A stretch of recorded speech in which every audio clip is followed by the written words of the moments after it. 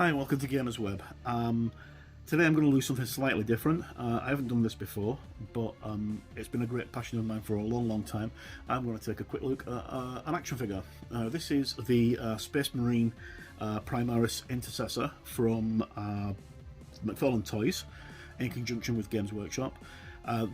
Earlier this year, Games Workshop released a limited edition Space Marine with Bandai, which was very expensive and sold out extremely quickly.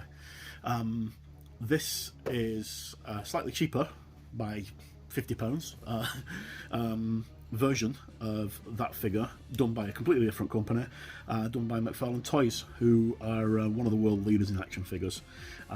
So we're going to quick jump in and have a look. Now, there are a series of these figures. There's the Ultramarine, there's a Necron, and there's also an artist's proof, which is the Ultramarine, but it doesn't have any paint on him, so you can paint him whatever chapter you want to. First looks, the actual miniature itself looks really, the action figure looks really good. The only thing that I've noticed that I didn't like as soon as I saw it was a paint job on the kneecap. I don't like that at all, but everything else, just looking at it in the box, looks fantastic. As always with McFarlane, there's a lot of attention to detail. They're very good at selling a product. So, as you can see, and they've been doing this for a long time. And then if you look on the back, we have our price on the back, which is $24.99. We have this figure, and then we also have the Necron Warrior, which comes with a scarab as well. Now, as you see, I haven't opened this yet, so I'm just going to pop this open.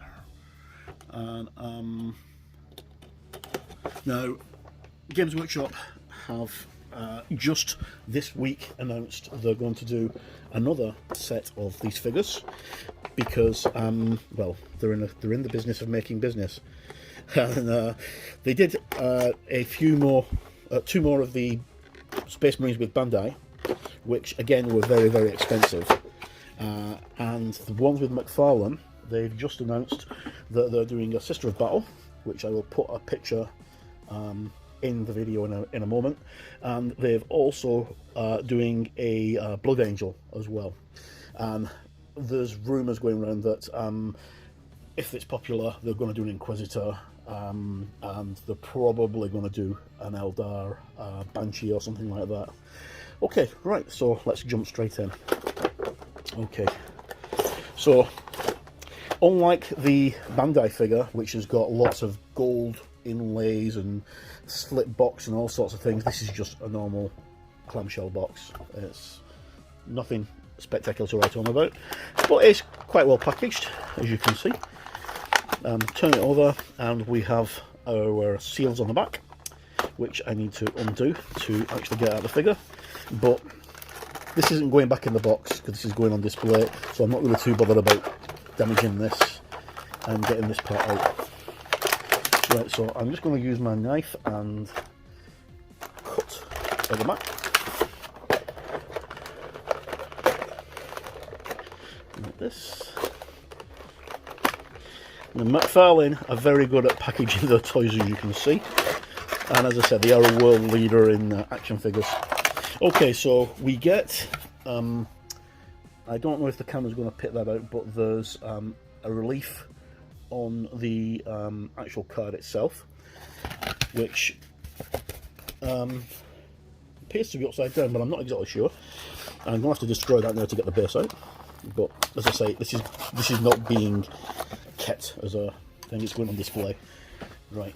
Okay, so first things first, have a quick look at the base. Standard action figure base with a peg that goes into the hole at the bottom of the action figure's foot. Not a limited edition or anything, doesn't have any numbers on the bottom, which a lot of McFarlane toys do. Okay, so we have our Marine, a backpack, a chainsword, and a bolt pistol. And I'm going to take the thing out and we'll have a quick look at him. Now, it should come straight out because I think, nope, I thought I'd cut through that, but obviously I haven't cut through it properly. Right, so there we go. Get this out. Right. trying not to scratch the plastic as I do this. Right, so the figure itself, really noisy. And his backpack is, I think his backpack's got a wee tag on it. Yes, it has. There's a tag on the back of it. Tag on the back of that there. And then the same on the chainsword as well. Right. And on the bolt pistol. Okay, so right. So I'm just going to get this out. And this is very noisy, so I'm just going to pause the camera for a moment. Okay, right, so sorry about the noise, but these things happen. Right, so here's the figure out of its packaging, and as you see, he's got his little bolt pistol, his chainsword, the backpack which just fits on the back, the figure itself and the base. And straight off the bat, taking it out, the actual chainsword itself is warped. Now that's easy enough to fix, it's just a question of putting it in boiling water, straightening it out and then putting it in cold water straight away. That's very simple. I've done that quite a few times with action figures and PVC vinyl figures. Okay, so I just paused the video then for a moment and I've come back to it. I tried to put the weapons in his hands, they don't fit at all. So I think it's a question that I'm going to have to warm up the hands a little bit with boiling water, which isn't a problem because the hands actually snap out. Warm them up in boiling water, put the hand in, then just put them in cold water straight away, and that will act like this kind of vinyl is like a memory plastic. It actually remembers the way it originally was, which is why you can get rid of warps quite easily. And I'll put them in and hopefully they should fit in fine. Apart from that one little fact, the attention to detail is fantastic. It's got the Assault, is with the 4th company. It's got the Assault emblem on his shoulder, got the Ultramarine emblem on the other shoulder, lots and lots of iconography all over it. I don't like the gold. I think the gold's pretty naff and it's pretty dull painted as well. There's no highlighting on anything apart from on the helmet, which again, that isn't very well highlighted. But this is an action figure, it's not it's a toy. This isn't actually a showpiece. Some of the Space Marine statues you can get are like phenomenally well detailed. This is the kind of thing that if you want to display it, it screams out to be painted. And one of the easiest things to do with this is just give it a wash of maybe Null Oil or Agrax Earthshade, and then just start edge highlighting it, and that will make it look battle worn very, very easily. Now, I was hoping to originally bring the review of the Space Marine Intercessor artist proof of concept, which is the unpainted one, but for some reason that hasn't turned up yet, so I'm still waiting for that to arrive. When I do, I'll drop another review in.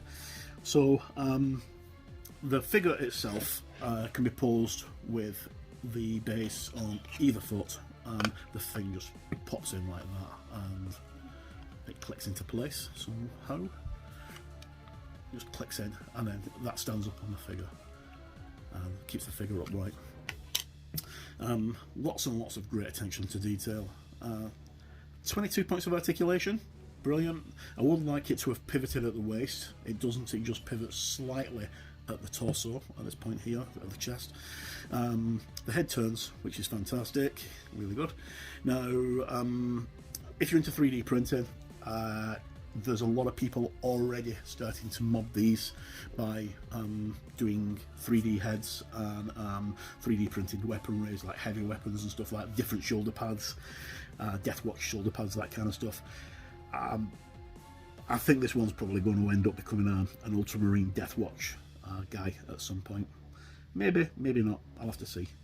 So that's a quick look at this Space Marine Intercessor from McFarlane Toys.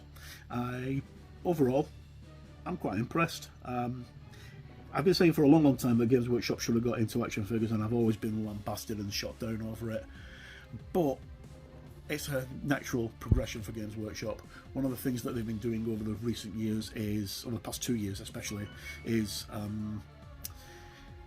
bringing out things aimed at younger markets, so they're now aiming at younger gamers, especially with their young readers range of books and stuff, which is fantastic because it gets people into the hobby, which is great, and it stops the hobby from stagnating. Do we need a 7-inch action figure of a Space Marine?